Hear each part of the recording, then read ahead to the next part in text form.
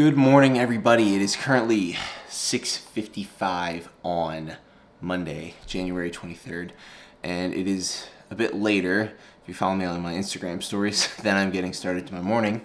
But we just got back from Florida last night. We were in Tampa for my younger brother Vinny's skateboard competition. The kid grabbed second, which was dope, but we did not get in and go to bed till about 1 in the morning. So we were getting a little bit of extra sleep. To start off the morning, we have, as we always do, our electrolytes from Elements. It's about 20 ounces of water. I always start my morning that way.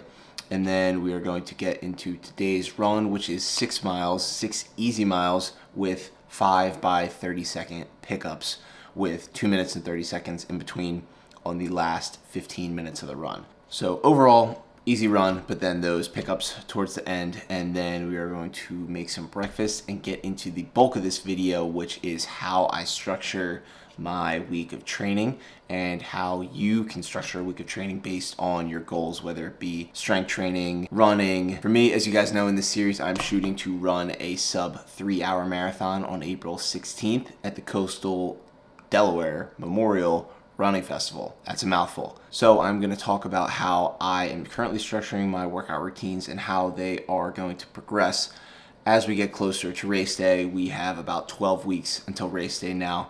So really putting the focus on running. Strength training is not the main priority right now, but we are doing it in supplementation to the running to become a better runner and to stay injury free. So we are going to crush these electrolytes. Then we're gonna crush this 6 mile run. I'm gonna grab some breakfast and we're gonna get into it. Let's go.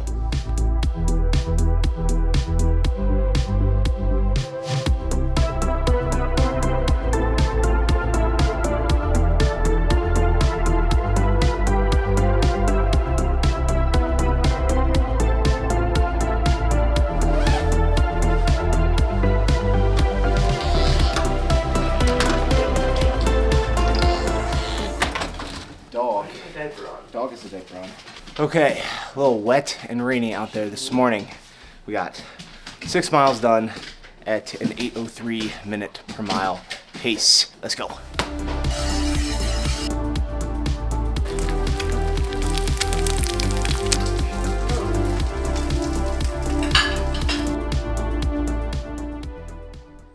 Breakfast this morning, we have 2 pasture-raised duck eggs, which if you haven't had duck eggs before, pretty fire. We also have 4 chicken sausages, and on the eggs we've got some arugula, some salsa, some avocado, and we've got a Kodiak cake oatmeal, protein-packed oatmeal thing with some almond milk, a banana, and some coconut flakes. This was left over from the Florida trip, and as always, our cup of coffee.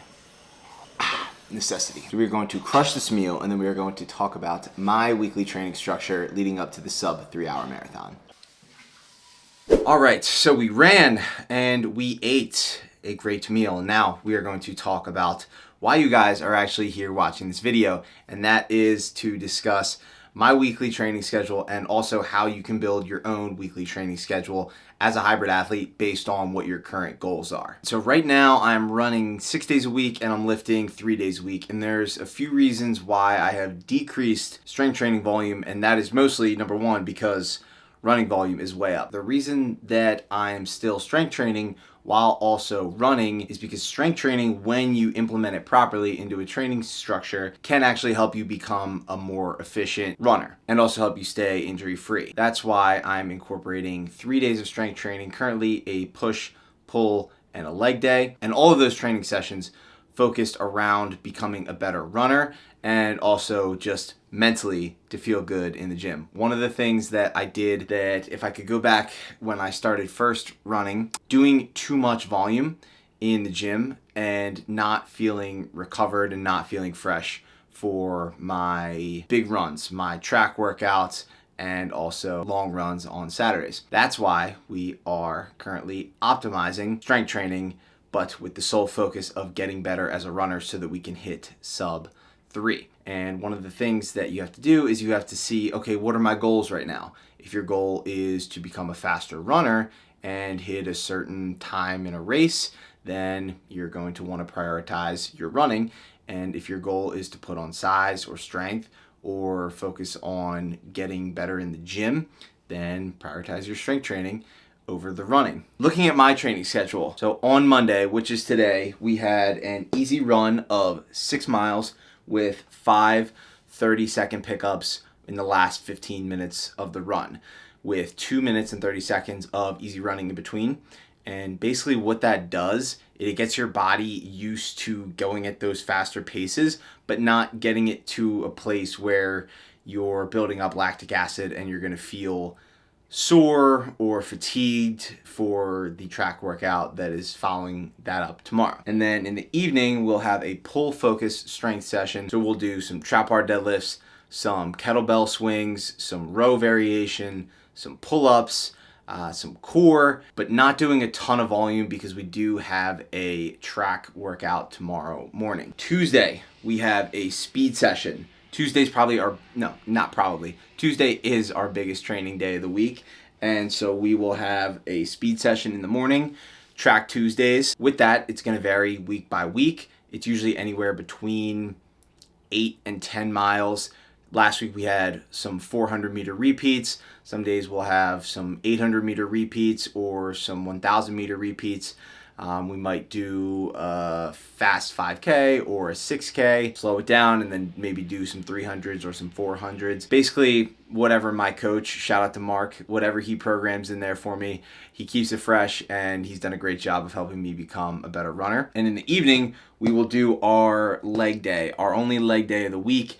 And the reason that we're pairing the speed session with the leg session is because you want to do what's called polarization, basically making your hard days hard and then making your easy days easy. So we'll have an easy run the following day and then another one on Thursday. So we're really hitting it hard on Tuesday. We're also bringing the calories up, the total calorie intake up on Tuesday in order to be at our best for those 2 training sessions. And Wednesday, we follow our tough training sessions that we had on Tuesday with an easy run on Wednesday. So usually that's anywhere between 6 and 9 miles at a 3 to 4 out of 10 rate of perceived exertion. So keeping the heart rate lower, no pickups, no speed work, none of that, just easy miles in the morning.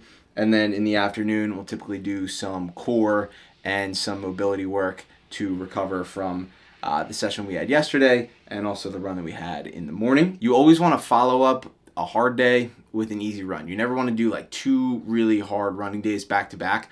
That's just going to be a lot on the central nervous system. And, if you're not fueling properly, if you're not recovering properly, overall, that's going to lead to injury. Thursday, we have a recovery run. So even slower than we did on Wednesday. Really, the whole point of that is to just promote blood flow and recover from the runs and the hard training sessions that we had earlier on in the week.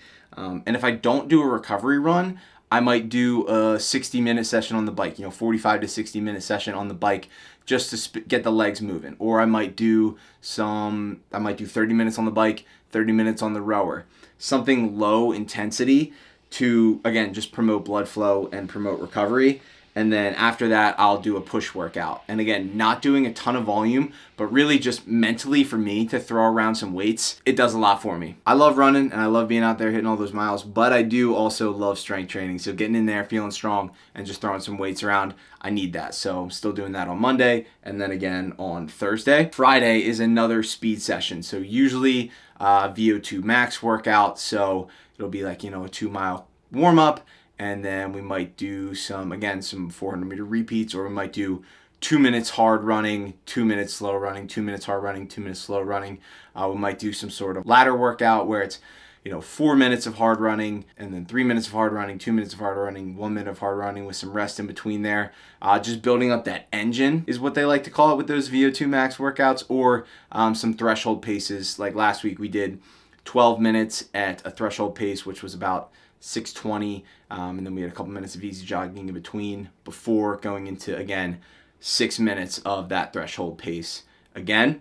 And we'll do that on Friday mornings so that we have all day to recover. We'll do some core and some mobility again in the afternoon. Again, that usually takes anywhere from like 15 to 30 minutes usually, and then maybe some foam rolling before we go to bed. Trying to get some really good sleep on Friday night because Saturday we have our long run, and our long run is always going to be on Saturdays. Sometimes, I've had to do it on Sundays based on if I'm traveling or if I, for some reason, wasn't able to do it on Saturday, but pretty much always the long run is going to be on Saturday. So as you can see, like on Tuesday, we have our speed session and our leg strength day. That gives us enough time so that we can recover for, again, our speed session on Friday and then our long run on Saturday, because this long run on Saturday, again, that's going to be just like Wednesday. That's not going to be a speed workout. There's going to be no pickups. It's just going to be long, easy miles at a 3 to 4 out of 10 RPE, just really a couple hours out there running, building up that aerobic base. And then on Sunday, we follow that up with some sort of active recovery. So Sunday is the only day that I'm not running right now, unless I decide to do some sort of cross training on Thursday instead of doing a run. But basically what active recovery does, again, is it promotes blood flow, and getting that sweat going for me just feels really good. But one of the biggest mistakes I made too was on my rest day, I wouldn't do anything, and then I would still feel sore again for my run on Monday, or I wouldn't do any sort of mobility, and I wouldn't do anything to kind of promote that recovery, and I would just kind of stumble into the next week not feeling fully recovered. So one of the things that I learned throughout the last training cycle that I did for the Philly Marathon was how important it is to do some sort of active recovery on Sundays to keep that blood flow moving so that you can recover for another week of training. So this is what a weekly training schedule currently looks like as I train for a sub-3 hour marathon on April 16th. And again, as I mentioned earlier on in the video, this is completely structured for my goal of running a sub-3 hour marathon.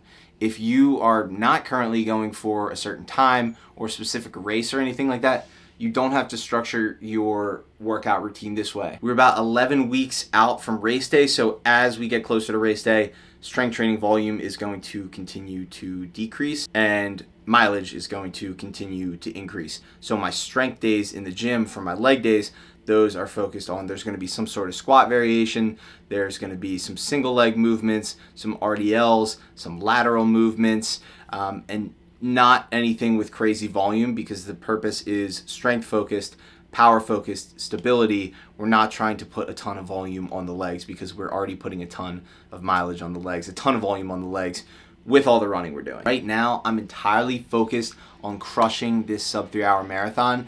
And so all of my strength training, everything in the gym is entirely focused on me getting better at running and hitting that goal. So I'm definitely a little bit leaner than I usually am. I'm not as strong, but I'm definitely faster than I was.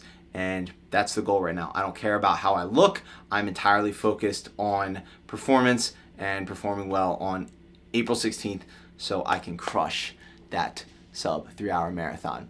I hope you guys found this video helpful and that you can take this and build your own weekly training structure. And if you're interested in learning more about this, or you need any sort of help with your hybrid athlete weekly training schedule, reach out to me directly on Instagram at Dominic Fusco, or join my free group on Upspace, where I have a ton of running workouts, strength training workouts, as well as tips, tricks, and resources, and a community to help you become the best version of yourself and become the best hybrid athlete that you can be. Be sure to also check out my podcast, the Pure Ambition Podcast, on Spotify or Apple Podcast. I have a ton of really great episodes on how you can take your fitness, your nutrition, your mindset, and your lifestyle to the next level. Again, if you guys found this video helpful, make sure to like it, subscribe, turn on that notification bell so you get notified every time I post a video and you don't miss anything, so that you can take your fitness, nutrition, and lifestyle to the next level.